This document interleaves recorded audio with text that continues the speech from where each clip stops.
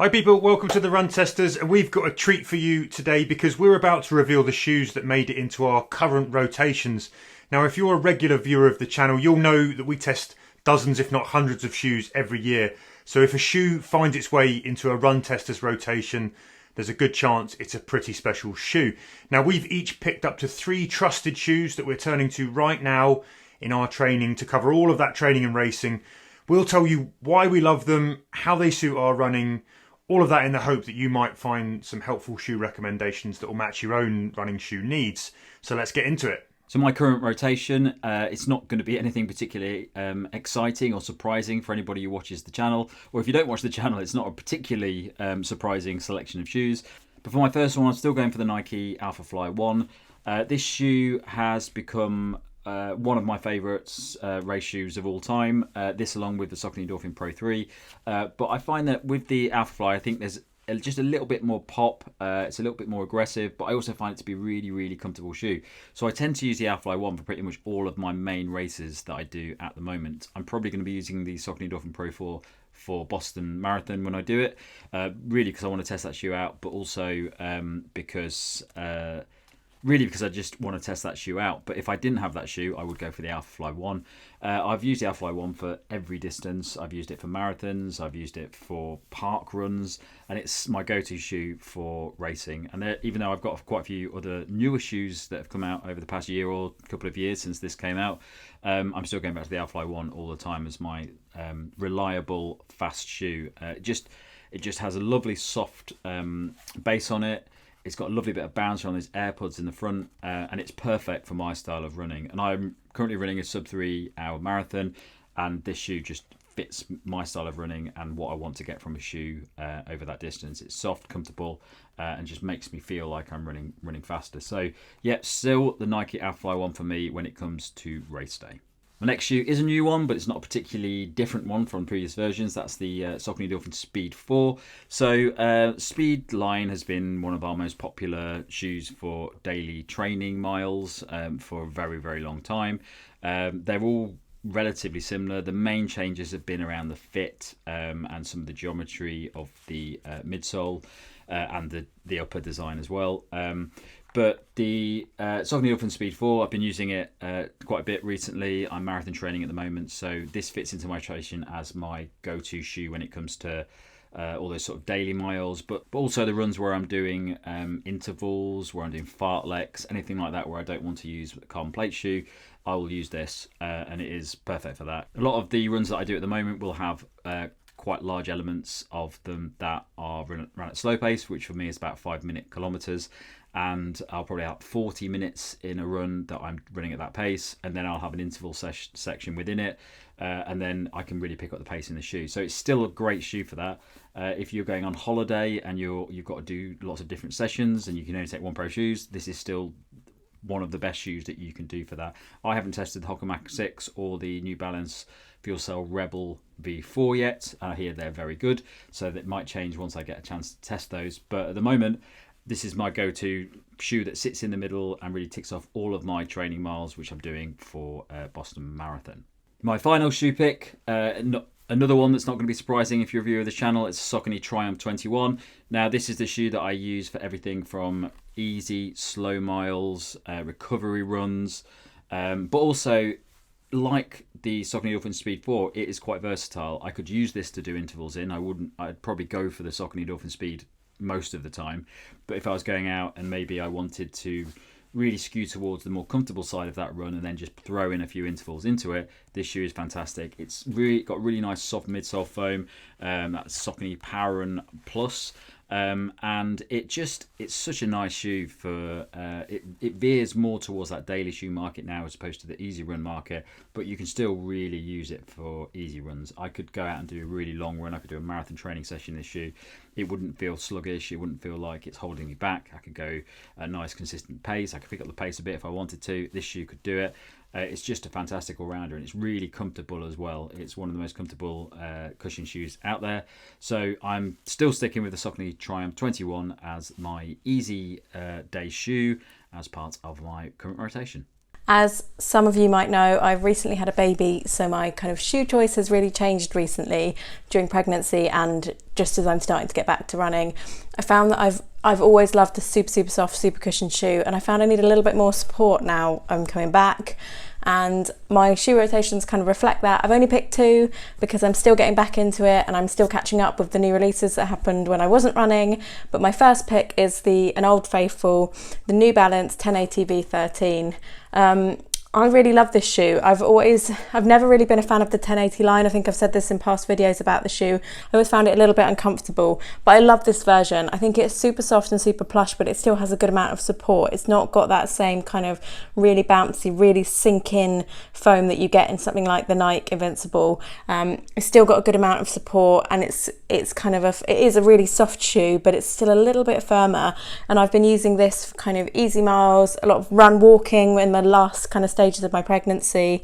Really rate this shoe, and I think it's a great shoe for marathon runners or anyone looking to do a long distance because it has a good amount of versatility. It's definitely a cushioned shoe at heart, but you can definitely do a kind of variety of runs in this shoe, and yeah, big fan. This is one that's still in my shoe rotation.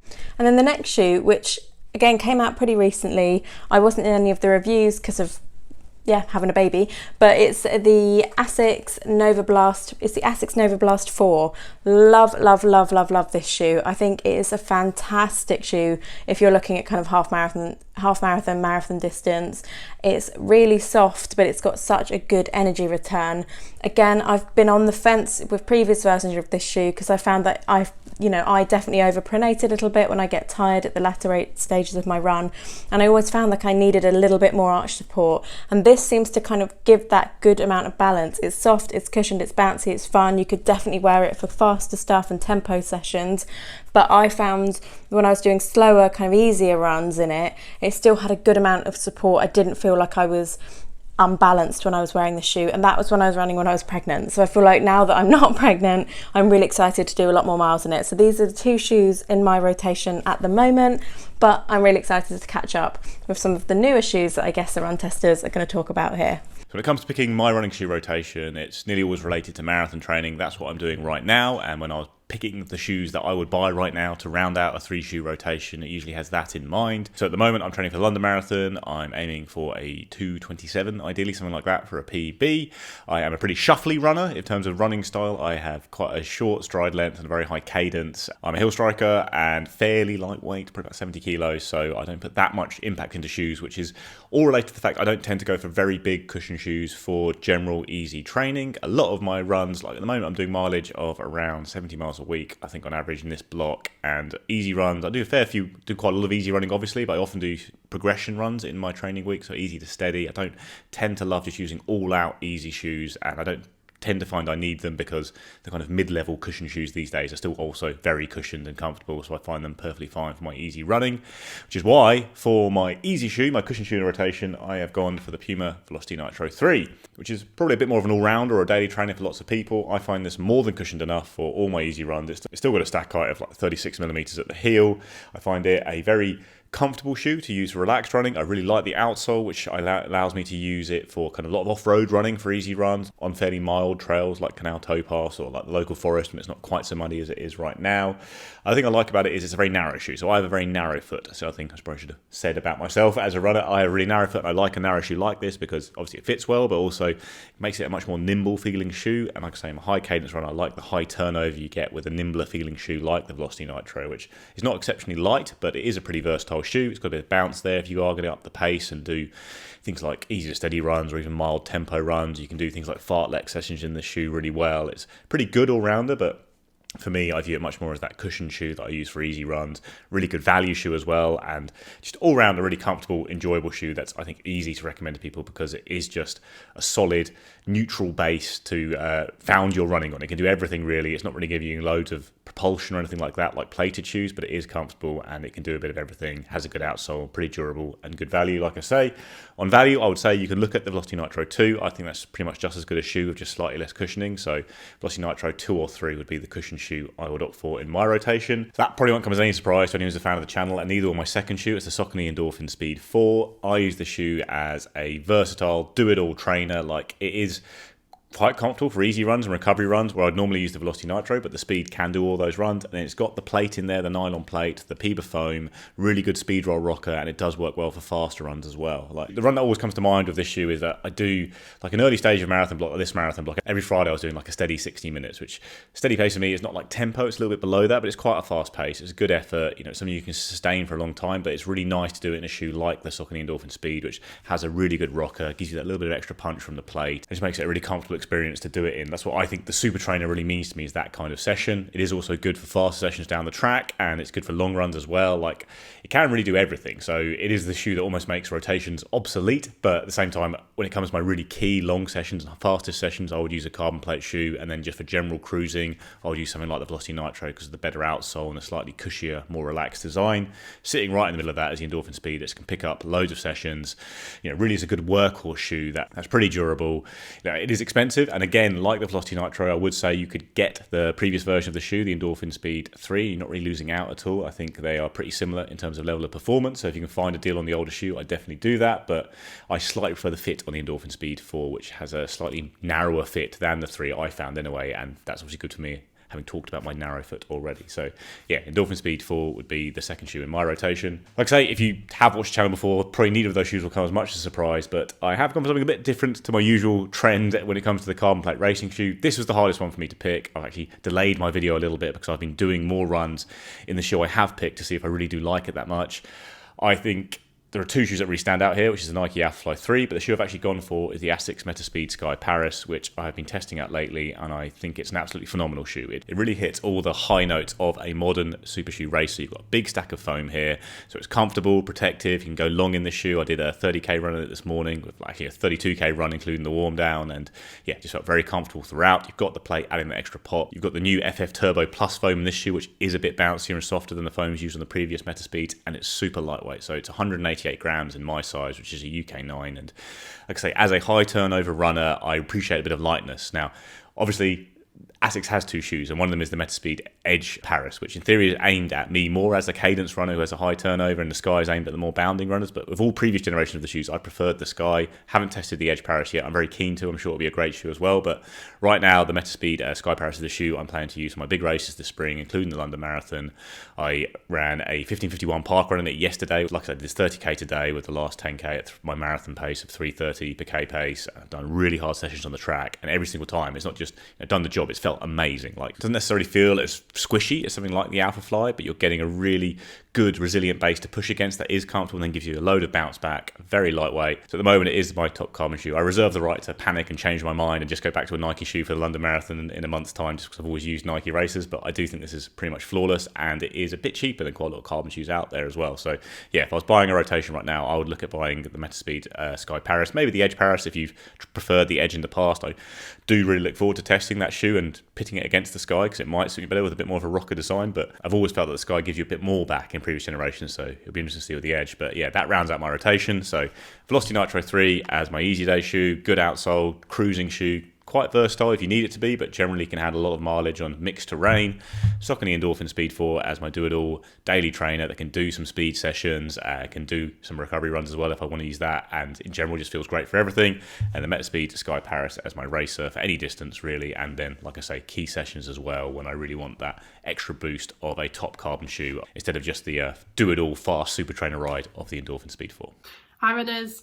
Like a lot of runners at the moment, I'm training for a spring marathon. So my shoe rotation is around easy shoe, long run shoe, and something for those faster efforts and tempo runs. So first up, my easy run shoe is the New Balance 1080 V13. Lucky for us, 13, not unlucky, because this is a great shoe. It's probably the comfiest running shoe that I have ever run in. You'll see a theme throughout these three that I do prioritise comfort, and I do like a nice soft sole, and this is absolutely fits that bill. It's almost like stepping into some slippers. It is that comfy for me. You know, it's got enough recoil that it's not sapping your energy. It's just a lovely, comfortable shoe to run in. I've been doing a lot of coaching Catch to 5K course this spring. winter spring, and I've been using this on the runs that I do with those guys as well sometimes, because it's nice for going at that really comfortable pace. I haven't taken it out long. To me it's more of an easy everyday shoe rather than something that I feel like I want to go long in. So what I do go long in, Asics Gel Nimbus 26. Actually, I'm saying the 26, but I've been using the 25 and the 26 pretty interchangeably. They are very similar shoes to me. So if you want to save yourself, I think you can get around 50 quid, possibly more, off by going for the 25. I would absolutely go for the 25. I've got the 26 and the 25. Real main difference is the grip on the 26, but as you will probably see from this footage, I've been wearing the 25 a lot, particularly in those long rainy runs. I did a 20-mile race in Oundle last week, and it rained the whole way around, and I wore the 25s for that. It's very comfortable. It can go the distance, and I don't really feel any difference, you know, when you get to the end of a long run, and sometimes something loses that feeling that you had in those first few miles. It's pretty reliable. It feels the same way all the way through that run. Nice. I do feel like it comes up almost verging on being like a high top around the ankle, the way that it comes up around your ankle, and I quite like that. It's not going to be something that suits everyone, but for me, I like that extra support around there. Feels good. So my speed work, tempo runs sort of thing, until this shoe came into my life, I was doing mainly in the Adidas Boston 12s. I found that a good up-tempo shoe. But then obviously the Endorphin Speed 4 arrived, and it's a lot more comfortable than the Boston 12. The Boston 12 was never something that I put on and thought, oh, that's really comfortable, mainly because of the upper. Whereas this one, you've got that same pep underneath the shoe, but the upper is very comfortable. So I find this really nice to wear for some efforts. I wore it at the weekend to do park run, but it was a park run sort of tempo run. Ran 2.5 miles there, did the park run, 2.5 miles back, and I really enjoyed it. And it went nice and fast for me around the course, but still does have that comfort. So my experiments now will be whether I could actually do some longer runs in this. We'll see that. But at the moment, very good for tempo runs, faster efforts, but with a bit of comfort there too. So those are my picks. Yeah, I just like being comfortable when I go out running, really. So shoe rotation is an interesting one, because given what we do and the amount of shoes that we get into test, you're almost kind of constantly weaving those new shoes to test, obviously, into kind of your training, and it's kind of probably replacing shoes that you would regularly kind of be able to kind of turn to for those runs where you need it and you want that kind of familiarity in that kind of shoe experience. So I've tried to kind of settle some shoes in this kind of marathon kind of training that I've been doing for London, and I have had a few shoes where I have settled and been able to kind of return to or revert to when I have had certain runs that I've needed to do. Now, I haven't had any trail shoes in my rotation. I haven't done any trail running at all. I've kind of steered clear of the trails, and I've stuck to kind of road running, and so that's kind of reflects my rotation. Now, the first shoe in my rotation is a shoe that is kind of for my easy runs, also for my kind of longer runs where I'm not kind of running at my kind of quicker pace, marathon pace, half marathon pace, where I just want to go out and get that time in my legs. So the shoe that's been doing that for me in my rotation right now is the New Balance 1080 V13. Now, I've never been a massive fan of the previous shoes, but I think in terms of what you're getting in the shoe, it's much lighter. It is with a good level of cushioning, I think, to give you that comfort over the kind of longer, kind of easier runs. But I do think there's quite a nice rocker in here as well. And, you know, it's not a massively aggressive rocker, but there's enough of a rocker where I felt with the combination of the weight of this shoe has been nice enough for me to be able to run a little bit more up tempo in this shoe. And I think when I've kind of gone around 10 miles, it's felt very, very good. And if I wanted to pick up the pace in places, I've been able to do that in the shoe. And the outsole has been holding up very well. I've got this in 2 pairs, and this is the shoe that I've been using for those kind of easy runs, and the shoe, you know, where, you know, I'm not having to run, you know, at my quickest in that kind of training block. So my kind of long, easy day running shoe and long run shoe is New Balance 1080 V13. And then we get into kind of the daily trainer shoe, which, you know, I kind of veer towards something that has a faster edge to it or more up-tempo edge to it. Now, generally, I would turn to the Hoka Mach 5. I haven't got the Mach 6 in yet, but that has changed. I feel like it's changing, and I feel like I've just had a shoe that is going to replace the Mach in my rotation. That is, and it's another New Balance shoe, and it is the New Balance Rebel V4. Now, I've never run it in the Rebel before, but this is absolute the definition of an up-tempo daily trainer. You can definitely ease off in it, but I definitely think it's more geared towards you running quicker, and it feels lovely to do it. There's some bounce there, but it's controlled, and there's a lovely rocker in this shoe. And I think for those kind of daily trainer, and I think for those types of runs where I do want to run a little bit quicker, or kind of progression runs where you are going to end up running a bit quicker, then this is a fantastic shoe to do it, and it's at a very good price as well, which I think is a nice added bonus. So that is my kind of up-tempo, versatile daily trainer shoe that I would turn to. And then we get into those kind of long runs, and maybe when I'm running or want to run close to my marathon pace, close to my half marathon pace, and I just want to put a lot of time in my legs at that kind of pace and make sure that it's comfortable and I'm protected over that distance. And the shoe that's really worked well for me, and during the kind of all the shoes that we've had to test, marathon super shoes that we had to test, the shoe that I've been desperate to go back and run back in is the Hoka Cielo X1. And it's just a shoe that every time I've gone out and running, I felt really good on over those longer distances. There's a lovely rocker in it. There's a good level of bounce, so it's, you know, it's enjoyable to go and run longer in it. But I feel like it's a pretty, you know, while it is a kind of aggressive shoe, I haven't felt like it's been too unstable for me. And I just feel like I can effortlessly go and soak up some kind of quicker, longer mileage in the shoe. Now, I think, you know, maybe if I'd had, you know, one of the lighter shoes that kind of sit around this, or things like the Alpha 3, it might be that shoe. But I think this is the shoe that I've got, and this is the shoe, when I've gone and tested another kind of marathon shoe, this is the shoe I can't wait to go back into. And it's a shoe that I'll continue to kind of use for my long distance kind of marathon pace, half marathon pace, kind of training runs. And that's what I've been using. So yeah, my rotation, Hoka Cielo X1, New Balance Rebel V4, and the New Balance 1080 V13. Now, I'm currently training hard for the Manchester Marathon with Adidas, and for the first time in a while, I've got a rotation that covers everything from long, slow, easy, right up to speedy shoes, 5K pace intervals, that kind of thing. Now, for context, I tend to prefer firmer, responsive, rockered rides over big, pillowy, soft alternatives.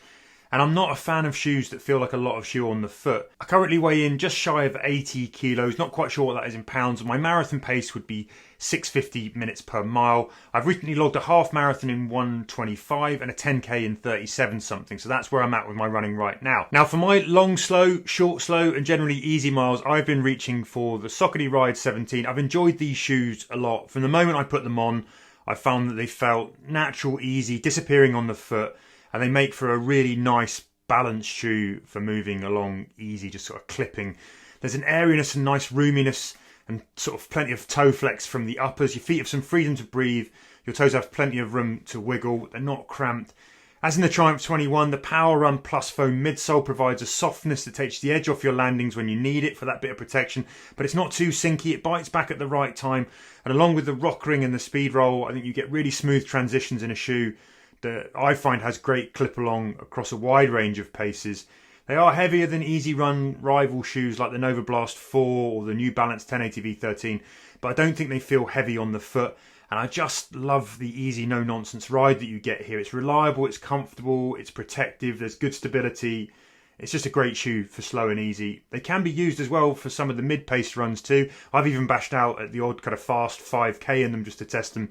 but they're at their best when you're moving easy and enjoying your running, going slow with a low heart rate. Quick shout out to another shoe that I think came really close for me here for that easy cushion comfort, and that was the Brooks Ghost Max. That's another well-balanced, reliable slow miler that I have occasionally reached for as well. So right now, for the majority of my training miles, I am reaching for the Saucony Endorphin Speed 4. Absolutely love this shoe, and since it landed, it's been my first choice for a lot of my training miles where I need to pick up the tempo particularly. So I'm doing a session that does something like it mixes slower miles with a warm-up with marathon and half marathon pace intervals over longer distances even. This is the shoe that I will choose. For me, the Speed 4 offers more of the same as the Speed 3. There's excellent stepping comfort from a shoe that feels natural and unfussy like the Ride 17. In fact, it has that easy disappearing feel that signifies a good shoe.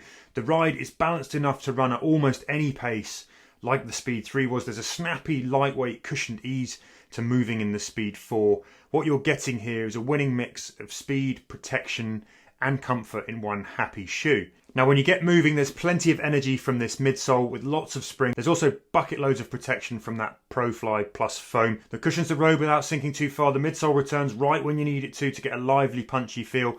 For me, this shoe can handle almost every run, and though it's closing in on the top price that you'll pay for a daily trainer, that versatility that you get here with the Speed 4 I think makes it excellent value. And I'd almost argue that this shoe could be in a higher rotation on its own. Now a shout out to one other shoe that came close for me in this role, and that's the Hoka Max 6, which is another excellent versatile daily shoe that you might want to look at. So for my faster selection, I've chosen a shoe that's only recently burst into my rotation, and that is the Asics Metaspeed Sky Paris. Now before this landed, I was doing my top end training in the Hoka Carbon Rocket X2 mainly, and a lot in the Endorphin Speed 4 as well. But the Metaspeed Sky Paris has barged its way into my rotation very recently for when I'm shooting for my fastest intervals.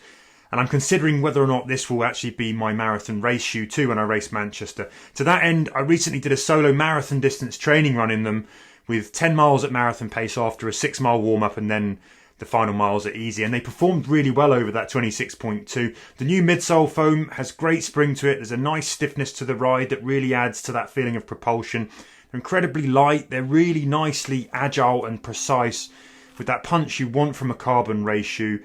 I'd kind of argue there's a smidge of the original Vaporfly about these shoes, or at least the Vaporfly 2, compared to the bigger carbon shoes that we've seen, like the Nike Alphafly Next Percent, the New Balance SC Elite V4, Saucony Endorphin Pro 4. And if you've been hankering after a fit that feels a bit more stripped back, secure and racy without being cramped, a bit less shoe on the foot, that is what you get here. One word of caution though, they aren't very stable when you're moving slower. I had to be running with good focused form to get the most out of these shoes. I don't think they're really going to be your best friend at mile 22 if your form has gone to the dogs. But for everything from fast track work to marathon pace sessions, I think Asics has made a cracking shoe here and it has become a welcome addition to my rotation. Normally about this time of the year, I would be deep in marathon training and my shoe rotation would be something like an easy day shoe like the Ride 17 or something like that, and then something a bit more poppy like the Speed 3 or 4, and then maybe a carbon plate shoe like a Fuel Cell Elite or the equivalent Super Comp now, or the Hoka Rocket 2 or something like that, or maybe even the Mizuno Wave Rebellion for shorter stuff. But I am not marathon training due to a plantar tear and being 36 weeks pregnant, and so my shoe rotation looks a little bit different this time round. So at the moment the shoe is getting the most usage, largely on the treadmill I have to admit, and at very steady paces generally, are these two shoes. The Saucony Ride 17 is first up. It's 259 grams in my size 7, which is a little bit on the heavy side, but that's not so much of an issue at the moment because I'm not trying to do pace work. It weighs quite a lot more than the 16, which I was a big fan of, but the Power Run Plus foam, which they've added in the 17, gives it a nice return and some comfort and a good ride. So it's not completely stodgy and it's got extra cushioning, but it's not too soft. I found the Triumph a little bit too soft and the Shift a little bit too hard, so I prefer the Ride for this kind of situation, and it's got a great wide base. It's really stable, which is perfect at the moment because obviously my centre of mobility is a bit all over the place. Probably not a tempo shoe, but that's not a problem for me at the moment. So that is my kind of go-to everyday slog it out on the treadmill kind of shoe. My other one that's getting a lot of usage at the moment, and to be fair, got a lot of usage straight off the back of my plantar tear as I was coming back into running and starting to pick things up and even do some speed again, is the Hoka Mach 5. It's a great shoe. It's really responsive. It's only 205 grams, so quite considerably lighter than the Saucony Ride 17. Again, it's got a really wide base. It's soft but not too soft, and you can get some pop out of it. It's got a great lockdown, and it's plenty wide enough in the toe box as well, which again, both these shoes, I need that because when you're pregnant, your ligaments kind of stretch and your feet expand, and so the risk of kind of plantar fasciitis and things like that is a lot bigger, plus also my history. So I need something that's going to be really kind on my feet but not too squishy and stress them out. So yeah, the Hoka Mach 5, great lockdown, really stable. If I'm having a bit more of an energetic day or I want to do something a bit more faster paced in my current scheme of things, then it's the Hoka Mach 5 for me. Both of those shoes I've run about 200 miles in, not at the moment but overall, and there's hardly anywhere at all, if any, really noticeable on the underside of them. So the grip is great still. You know, they're not breaking down, which is just a really good sign, I think, and some really solid shoes there regardless. So that is what I'm wearing at the moment, the Hoka Mach 5 and the Saucony Ride 17. So there you have it. Those are our current running shoe rotations. There's lots of excellent shoes to choose from there. We hope you found that useful. Let us know in the comments what's currently in your rotations. Don't forget to hit like, subscribe if you're not already. Maybe share this with some other runners that you know might need some help finding good shoes or might enjoy the video. All of that stuff really helps us to keep testing and sharing our insights on the channel, so we definitely appreciate the support if you can do it. Now, if you're looking for a marathon racing shoe, I'm popping a video up on the channel now that you probably need to watch. Otherwise, it's been a pleasure chatting shoe rotations with you, and we hope to see you again soon on the Run Testers. As ever, happy running, people.